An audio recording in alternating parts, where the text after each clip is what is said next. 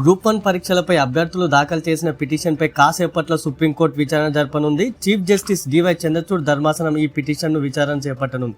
Prelims స్టేజ్లో రిజర్వేషన్లు పాటించలేదని group 1 mains రద్దు చేయాలంటూ అభ్యర్థులు పిటిషన్ దాఖలు చేశారు. జీవో 29 వల్ల ఎస్సీ, ఎస్టీ, బీసీలకు అన్యాయం జరిగిందని, రూల్ ఆఫ్ రిజర్వేషన్ అందరికీ వర్తింపజేయాలని వాళ్ళు కోర్టు దృష్టికి తీసుకెళ్లారు.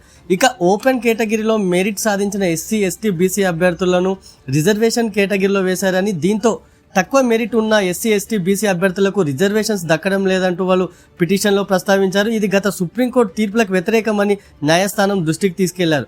ఇక దీనికి సంబంధించి గత కొన్ని రోజులుగా ఆ అభ్యర్థులు ఆందోళన కొనసాగిస్తున్నారు. అభ్యర్థులపై పోలీసులు లాఠీచార్జులు కూడా చేశారు. ఇక మరోవైపు ఇవాల్టి నుంచి గ్రూప్ 1 మెయిన్స్ ఎగ్జామ్స్ నిర్వహించేందుకు టీజీపీఎస్సీ సర్వం సిద్ధం చేసింది. ఈ నెల 27 వరకు మధ్యాహ్నం 2 గంటల నుంచి 5 గంటల వరకు ఈ ఎగ్జామ్స్ జరగనున్నాయి. ఈ క్రమంలో సుప్రీం తీర్పుపై సర్వత్రా ఉత్కంఠ నెలకొంది.